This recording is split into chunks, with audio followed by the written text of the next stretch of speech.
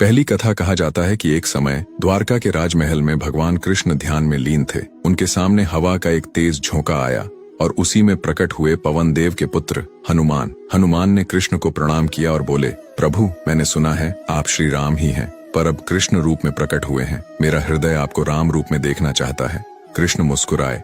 उन्होंने अपनी बांसुरी को होंठों से लगाया और जैसे ही एक मधुर स्वर निकला, हनुमान की आंखों के सामने श्री राम का रूप प्रकट हो गया। सीता, लक्ष्मण और अयोध्या का दृश्य सब मानो जीवित हो उठे। हनुमान की आंखों से आंसू बह निकले। वे दंडवत होकर बोले, प्रभु, रूप बदल जाए, युग बदल जाए, लेकिन मैं तो बस आपका दास ही रहूंगा। कृष्ण ने आगे बढ़कर उन्हें गले लगाया और कहा, और मैं युग युग तक तुम्हारे प्रेम का ऋणी रहूंगा। दूसरी कथा महाभारत के युद्ध के बाद अर्जुन के मन में यह भावना आ गई कि वे कृष्ण के सबसे बड़े भक्त हैं। उन्होंने युद्ध में कृष्ण को सारथी के रूप में पाया, उनसे ज्ञान प्राप्त किया और सोचा कि शायद कोई उनकी भक्ति से बढ़कर नहीं हो सकता। लेकिन भगवान भली भांति जानते थे कि सच्ची भक्ति सिर्फ पूजा या संगति में नहीं, बल्कि निस्वार्थ त्याग और प्रेम में होती है।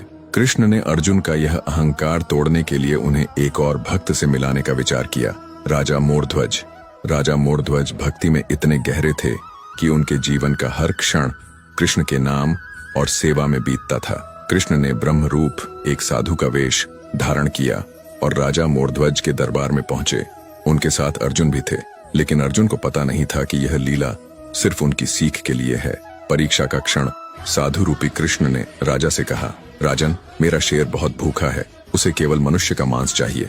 राजा मोरध्वज ने बिना किसी झिझक के कहा, आप जो कहेंगे वह होगा। जब साधु ने स्पष्ट किया कि उन्हें उनके स्वयं के पुत्र का मांस चाहिए, तब भी राजा का चेहरा नहीं बदला।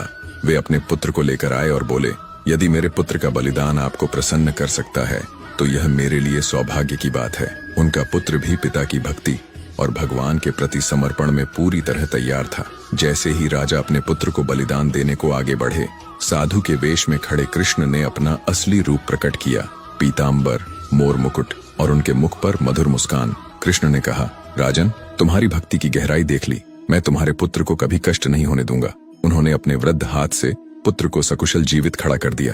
अर्जुन की सीख। अर्जुन ने यह सब देखा और उनकी आंखों से आंसू बहने लगे। उन्होंने समझा कि सच्चा भक्त वह है जो बिना किसी स्वार्थ, बिना किसी शर्त के अपना सब कुछ भगवान को अर्पित कर दे। तीसरी कथा। वृंदावन की एक सुनहरी सुबह। गोकुल की गलियों में खुशबू फैली थी और यमुना किनारे कान्हा अपनी बांसुरी पर मधुर राग छेड़ रहे थे। वो धुन ऐसी थी कि पत्ते भी हवा में थम जाते, गायें चरना भूल जाती और गोपियां अपने काम छोड़कर बस सुनती रह जाती। एक दिन वृंदावन में दूर दराज से एक गायक आया। कपड़ों से साफ था कि वह यात्राओं से थका है, लेकिन आंखों में संगीत के लिए प्यास थी। वह कान्हा के पास आकर बोला, लाला, आपकी बांसुरी की धुन ने तो मेरा दिल छू लिया है।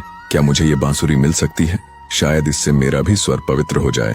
कृष्ण मुस्कुराए। उनकी मुस्कान में जैसे रहस्य छुपा हो। ले जाओ, अगर ये तुम्हारी है तो तुम्हारे पास रहेगी। गायक हैरान हुआ, लेकिन खुशी से बांसुरी लेकर चला गया। कृष्ण अगले दिन यमुना किनारे बैठे थे, लेकिन उनके होठों पर बांसुरी नहीं थी। गोपियां पूछने लगीं, लाला, आज राग क्यों नहीं सुनाते? कृष्ण बस मुस्कुरा देते, पर आंखों में हल्की सी खालीपन थी। दूसरी ओर वह गायक कई गांवों में बांसुरी बजाने की कोशिश कर रहा था, लेकिन उससे कोई स्वर नहीं निकल रहा था। जितना वह कोशिश करता, उतना ही सुर बेसुरा हो जाता। रात को उसे सपनों में वही धुन सुनाई देती, लेकिन धुन हमेशा कान्हा के होठों से निकलती, उसके हाथों से नहीं।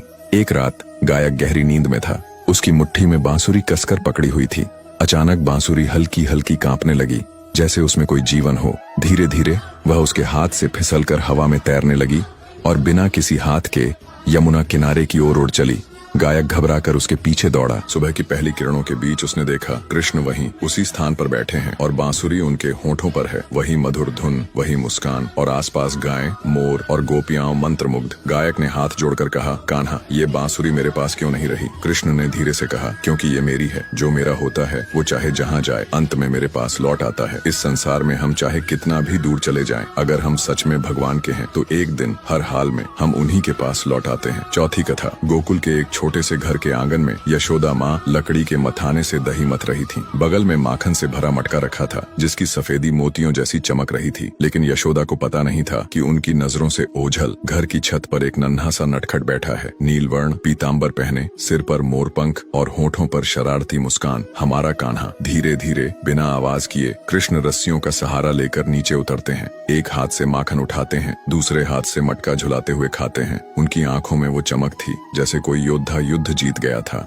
जैसे ही यशोदा माँ पीछे मुड़ती हैं, उन्हें माखन से सना नन्हा चेहरा दिखता है। अरे माखन चोर, फिर पकड़ा गया तू। यशोदा गुस्से में भी मुस्कुरा रही थी। कृष्ण हंसते हुए भागते हैं, यशोदा उनके पीछे। गलियों में धूल उड़ रही थी, गायें और बछड़े इधर उधर हो रहे थे। बच्चे हंसते हुए माँ यशोदा जल्दी पकड़ो चिल्ला रहे थे। भागते भागते कृष्ण एक पुराने पीपल के पेड़ के नीचे जाकर रुकते हैं। वहाँ एक वृद्ध साधु बैठे थे, सफेद दाढ़ी, कांपते हाथ, आंखों में गहरी शांति।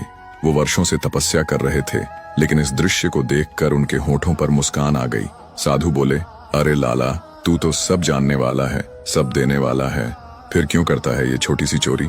कृष्ण ने शरारती अंदाज में माखन का गोला हाथ में लिया, एक कौर साधु को दिया और हंसते हुए बोले, बाबा, मैं तो जगत को सब कुछ देता हूँ, लेकिन कभी कभी मैं चोरी इसलिए करता हूँ ताकि देख सकूं किसके दिल में मेरे लिए सच्चा प्रेम है। साधु की आंखों में आंसू भर आए। उन्होंने कांपते हाथों से माखन लिया और बोले, तो लाला, ये चोरी नहीं, ये तो मेरे दिल की परीक्षा थी। कृष्ण मुस्कुराए, उनका चेहरा जैसे स्वयं सूरज की तरह चमक रहा था। हाँ बाबा, भगवान वस्तु नहीं चुराते, वो तो प्रेम चुराते हैं। मूल संदेश, भगवान हमसे वस्तु नहीं, प्रेम चुराते हैं। पांचवी कथा।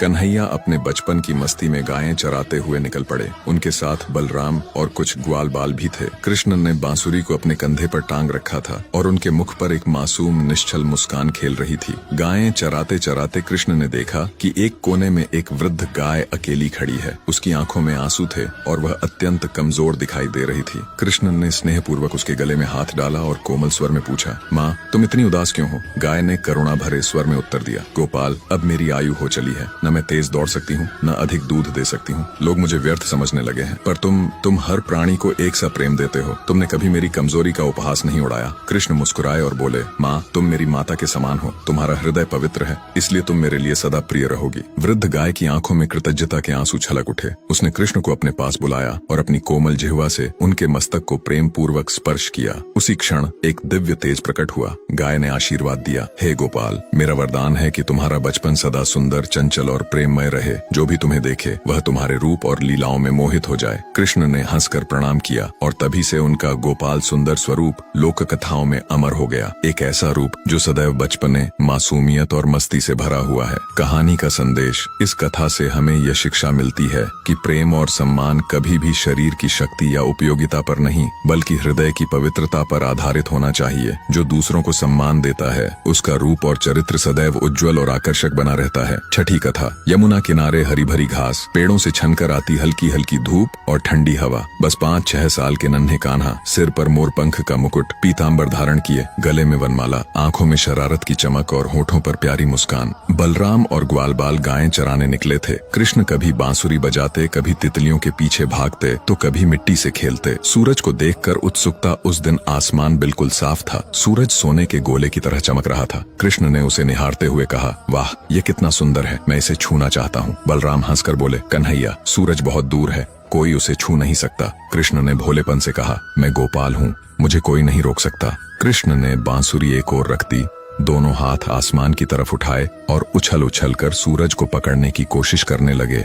उनके छोटे पैरों से मिट्टी उड़ रही थी, मोरपंख हिल रहा था, पीताम्बर हवा में लहरा रहा था। गांव के लोग दूर से यह नजारा देखकर मुस्कुरा रहे थे। कृष्ण की मासूम कोशिश देखकर सूर्यदेव प्रसन्न हो गए। वे स्वर्णिम प्रकाश के रूप में आकाश से उतरे और कृष्ण के सामने प्रकट हुए। सूर्यदेव बोले, हे वत्स, तुम्हारी मासूमियत और उत्साह ने मुझे यहाँ खींच लिया। मैं तुम्हें आशीर्वाद देता हूँ कि तुम्हारा तेज सदैव सूर्य के समान लोगों के हृदय में चमकेगा। कृष्ण मुस्कुराए, हाथ जोड़कर बोले, धन्यवाद सूर्यदेव, लेकिन क्या आप मेरी बांसुरी सुनेंगे। और फिर उन्होंने बांसुरी बजानी शुरू की, जिसके सुरों में मानो रोशनी भी नृत्य करने लगी। उस दिन के बाद लोग कहते थे, कृष्ण का रूप सूर्य की किरणों जैसा तेजस्वी है, लेकिन उनका हृदय चांदनी जैसा कोमल।